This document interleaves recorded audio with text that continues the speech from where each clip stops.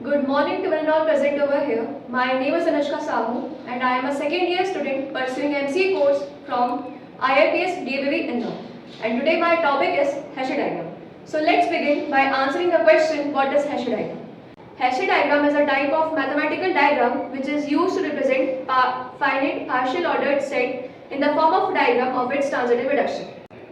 Now let's discuss the basic terminology related to Hessian diagram.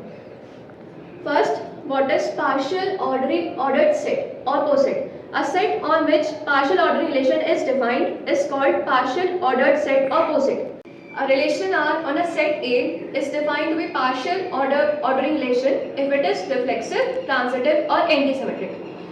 Then a relation R on a set A is defined to be reflexive if A comma A belongs to R for all A belongs to capital A. A relation R on a set A is defined to be antisymmetric if A is related to B and B is related to A.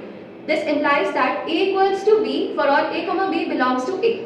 A relation R on a set A is defined to be transitive if A comma B belongs to R and B comma C belongs to R. This implies that A comma C also belongs to R.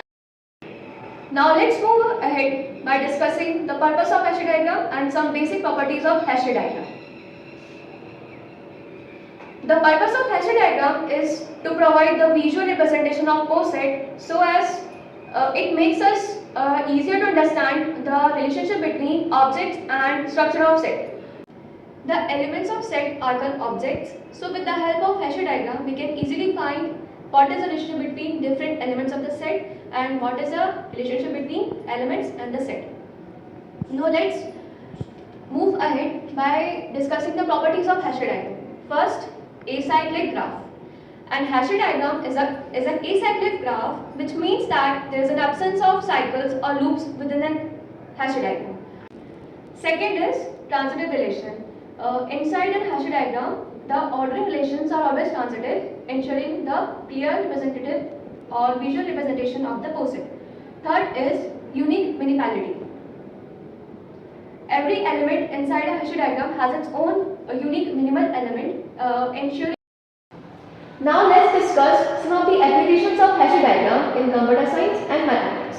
First is data analysis. Hessian diagram is used to visualize data structures and their properties. Second, decision tree. Hessian diagram is also used to represent and analyze decision trees and directed acyclic graphs. Third is algorithm design. In mathematics, Hessian diagrams are also used to develop and analyze algorithms based on ordered relations.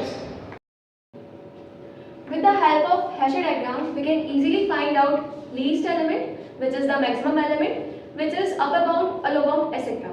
Now let's discuss all of these one by one. First, least element. An element is called least or minimum element if it is less than all the elements of the poset. Second is maximum element. An element is called maximum element if it is greater than all the elements of the poset. Third is upper bound. An element is called upper bound if it is greater than or equal to all the elements of the poset. Fourth is lower bound. An element is called lower bound if it is less than or equal to all the elements of the poset. Greatest lower bound. Greatest lower bound is an operator that finds the largest element in one column which is less than or equal to the target value in other column. Then last is least upper bound. Least upper bound. Least upper bound is an operator that finds the smallest element in one column which is greater than or equal to the target value in other column. After discussing the basics of Hessian diagram, now it's time to discuss how to draw an Hessian diagram. First, identify the elements. List all the elements of the poset and determine the ordered pairs. Second, determine order relations. Establish the order relations between elements based on the partial order definition. Third, construct a diagram. Place elements in the diagram ensuring that the order relations. Now let's understand Hessian diagram more clearly with the help of an example. We have given a set S which contains elements 1, 2, 3, 4 and a relation R defined in a set S that is greater than or equal to relation. So in diagram A, we have drawn a partial order relation which contains reflexive, antisymmetric, transitive, all the properties.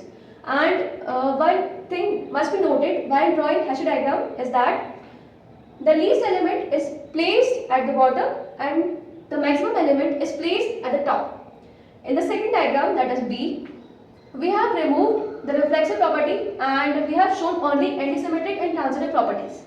In the third diagram C, we have only shown the transitive property. And in the fourth diagram, at last, we have removed all the properties of the partial ordering relation, that is reflexive, transitive and antisymmetric, and at last finally we get a Hessian diagram.